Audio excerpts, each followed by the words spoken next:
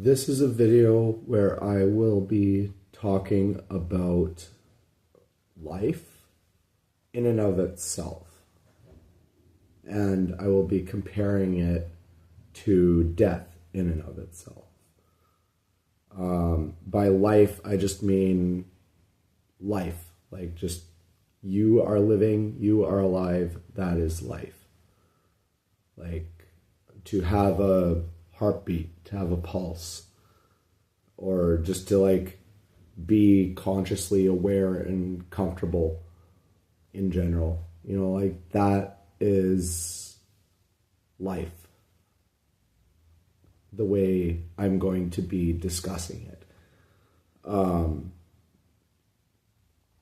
Now, the interesting thing about the human body or any thing that grows, like anything that has any form of animacy to it has life. Okay, so what does that say about the human body? What is it about the human body that is alive? You know, like if you spit into a petri dish and then you look at it under a microscope, it will be teeming with cells and bacteria and who knows what else, right? Like there is life all the way through us. You know, if you take a biopsy of your intestine, it'll be teeming with like cells and other organisms that are working together to keep it as like a piece of itself, right? And so, you know, it's not just you that's alive, it's everything in you that's alive. You know, and that's how the human body is alive. The kidney works together with the liver, works together with the spleen, works together with the stomach, works together with the appendix, works together with the heart, works together with the throat, works together with the brain, works together with the tongue, you know, like works together with the feet, you know, the muscles, the bones. Like our bones may be inanimate for the most part, but they still grow. Like they still have the ability to heal. You know, like anything that you observe on a close enough level, you will observe its growth and its growth pattern. And, you know, in terms of, like, say, reaching maturity, and then, like, that's typically when, like, aging starts to begin, right? Like, that's where you have reached maximum personal growth, and you need to cap off at that. You know, like, once you've reached maximum personal growth, if you keep on progressing past there, that's where you start to lead into death, because death is kind of like right at your door when you reach maturity. And, you know, if you don't keep yourself active in the way you were previously active, like upon reaching maturity, you will inevitably begin aging more. You'll become less mobile. You'll you'll become weaker. You'll be able to do less things. And the idea of death in and of itself, like coming for you, is not entirely the case. Like in terms of the body expiring, because I did a video explaining life and death already in a different way. But I really went into detail with death, explaining that knowledge is death. Okay, so if knowledge is death, then what is expiry of the human body? That's still death. But it's because of an overwhelming ignorance of self that death comes upon you to allow you to inherit a more full-bodied amount of knowledge. And that leads into an afterlife because, like I said, the entire body is teeming with cells that are doing things with or without you. When a human body expires, the pancreas continues to digest itself. For a short period of time, the hair on your head continues to grow, or your hair, I guess, in general, continues to grow. When you,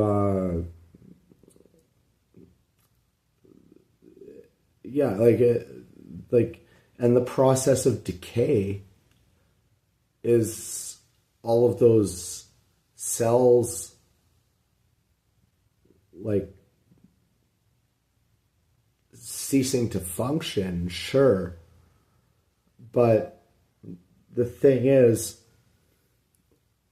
like, if you're buried directly into the earth, then you become food for those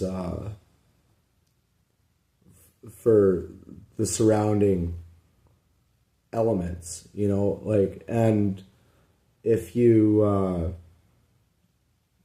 if you have a body in a coffin, then it somewhat preserves the state of decay within the human body. It's actually quite disgusting what happens to a human body when it decays, like, fully. But, there's an entire decay process, if you know what I mean. So it's still life heading in a different direction. The cells are ceasing to function because they're stopping and then functioning in reverse, right? Hence the idea of the maturation process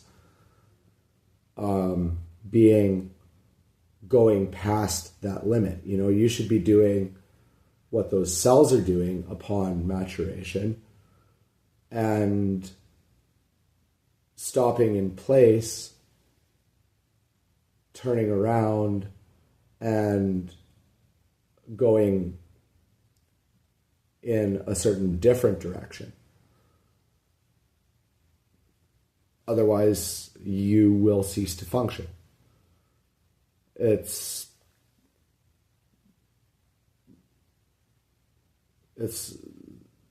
not unlike karma.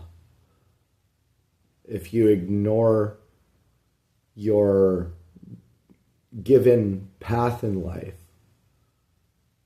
then you are likely to meet certain destruction. If you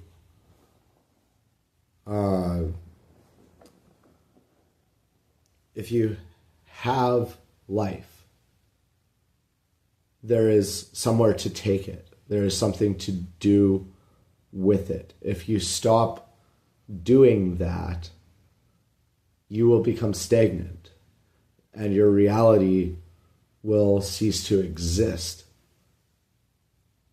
That's real implications. I'm not just talking biologically here. Like, because, what makes everything that's alive inside of you alive?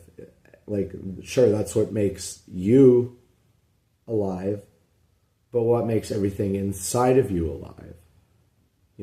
They're like, and that's where you get into speculation about the universe, magnetism, vibrational frequencies, sound, pressure, hot and cold. These are all things that just happen in the universe, right? And then like kind of there's that like edge that you reach to what the universe contains in terms of elements. And then you start getting into the periodic table of elements like oxygen and water and other chemical processes, and that's kind of blended into this soup by the rest of the universe, and that's how we popped out. But there's a way to control that. If you have knowledge of that, there's a way to control it. You know what I mean? It's not just materialistic. It's psychological as well. It's like, it's sort of along the lines of idealism, I would say. It might be a little bit of a,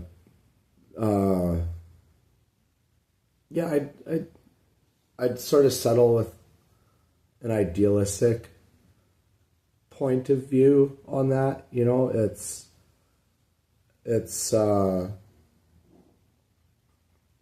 not entirely on the optimistic side because there's a lot of work involved,